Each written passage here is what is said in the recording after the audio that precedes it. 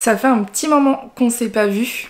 J'ai pris quelques vacances et en plus de ça il faisait trop chaud pour tourner, mais là on recommence à fond pour les vidéos. Ça fait bientôt 1 an que j'ai ma chaîne YouTube et je voulais déjà vous remercier de me suivre et de continuer à me soutenir malgré le fait que je sois une petite chaîne, et ça me touche énormément et j'espère qu'on va continuer pendant encore très longtemps. Aujourd'hui je vais vous raconter l'histoire des évadés d'Alcatraz.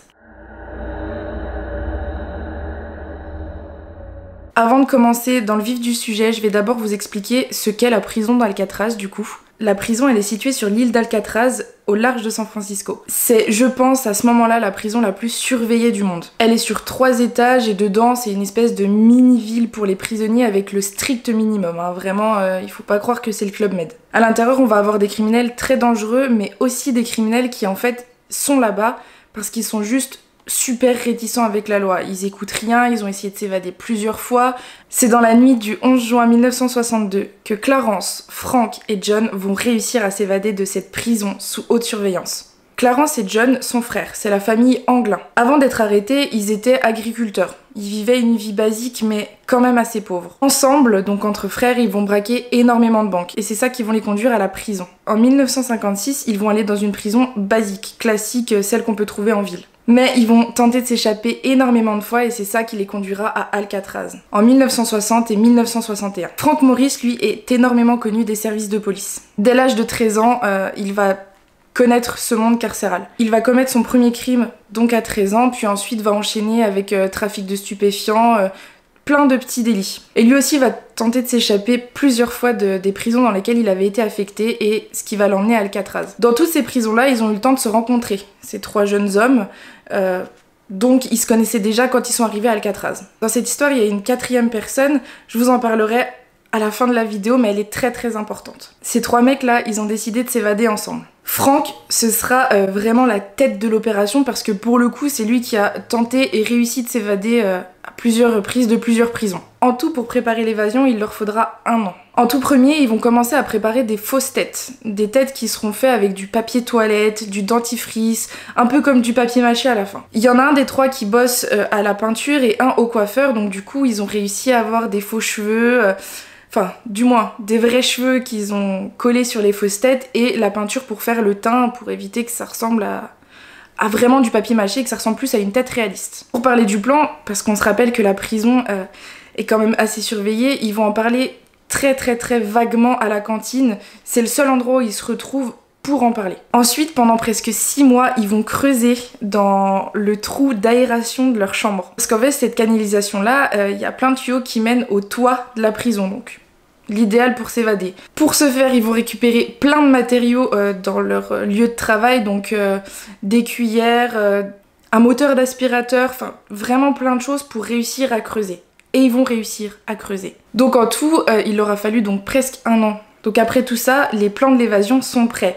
Les trous sont creusés, les fausses têtes sont faites. C'est vraiment l'idéal pour s'évader cette fois-ci.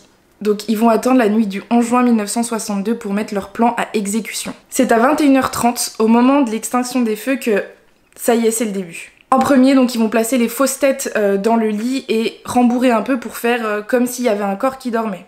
Vous voyez avec la photo, c'est vraiment impressionnant. De nuit, comme ça, juste avec les lampes torches, on s'en rend pas compte. Ensuite, ils vont tous passer par le petit trou d'aération qu'ils ont fait et se retrouver sur le toit. Une fois sur le toit, ils vont escalader plein de barbelés, plein de grillages, puis rejoindre les côtes de l'île, là où aussi ils avaient prévu un radeau fait main.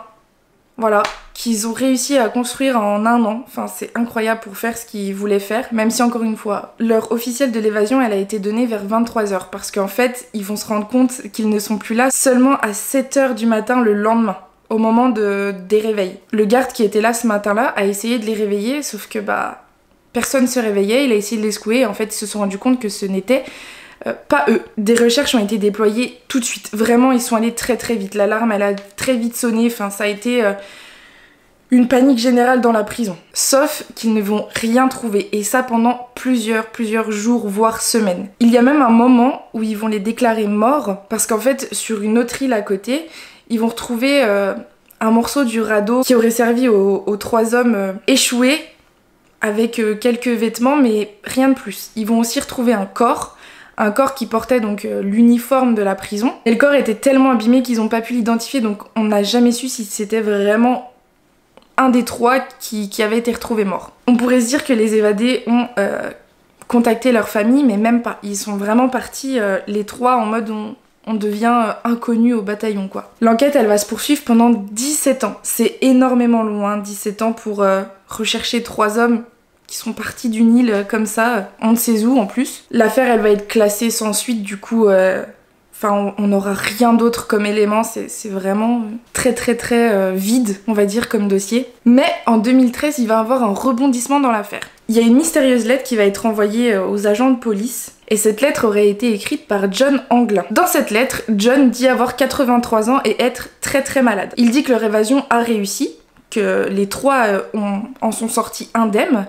et que du coup les gendarmes, la police, tout ça, tous les membres de recherche ont échoué. Il précise aussi qu'ils ont réussi l'évasion de justesse, parce que je pense qu'il y a dû avoir beaucoup de péripéties entre temps quoi. Lui ce qu'il demande dans cette lettre c'est de faire 1 an de prison en échange de soins médicaux. Mais seulement 1 an.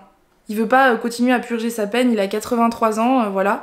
Il dit aussi, il insiste bien sur le fait que cette lettre elle est sérieuse, que la demande est sérieuse. Du coup, là, l'affaire elle ressort parce qu'il y a un nouvel élément, donc ils vont faire des tests ADN sur la lettre, sauf que les tests ADN ils ne matchent pas, du coup on n'aura pas de suite à cette affaire-là. On ne saura pas si c'est vraiment lui. La lettre elle va être rendue publique en janvier 2018, donc si vous voulez aller la lire en entier, elle est en anglais sur internet. Il n'y a aucun souci, elle est libre de droit, allez-y. Après cette lettre-là, donc depuis 2013, on n'a plus jamais entendu parler de l'affaire. Dans sa lettre aussi, il dit qu'il y en a un des 3 qui est mort, malheureusement.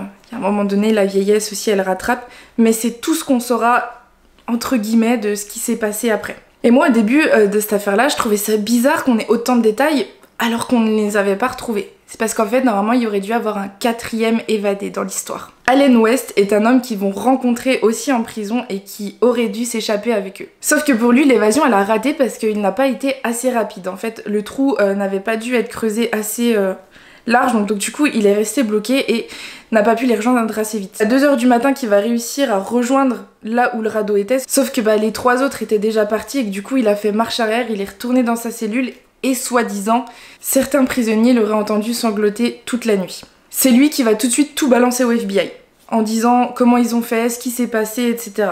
Globalement, c'est tout ce qu'on sait de cette affaire-là, et je la trouve passionnante dans le sens où ils ont aussi réussi à s'échapper du monde, à s'échapper de la vie, sans qu'on les retrouve, quoi. Ça se trouve, là, il y a plein de gens qui les ont déjà croisés, il y a quelqu'un qui est marié avec l'un d'eux, où ils ont des enfants, enfin, c'est très passionnant dans ce sens-là. Pour ma part, je pense que il y a un peu de vrai et un peu de faux. Moi, je pense qu'ils ont eu énormément de mal quand même à survivre parce que faut bien se dire que je sais plus si c'est la mer ou l'océan, mais c'est quand même assez déchaîné, même de nuit, que ce soir-là, il y avait eu pas mal de vent, donc sur un petit radeau.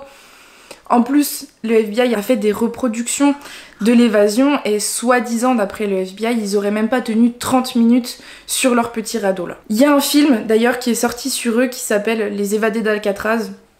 Il n'y a pas plus simple. Il y a un autre film aussi sur Netflix, je vous le mets là. Et si jamais ces genres d'histoires-là vous intéressent, vous avez la série Prison Break qui est incroyable. Dites-moi en commentaire, vous, ce que vous en pensez. Si pour vous, ils sont en vie, ils sont morts. On ne sait pas s'ils ont réussi et comment ils ont réellement réussi. N'hésitez pas aussi à vous abonner et on se retrouve pour une prochaine vidéo.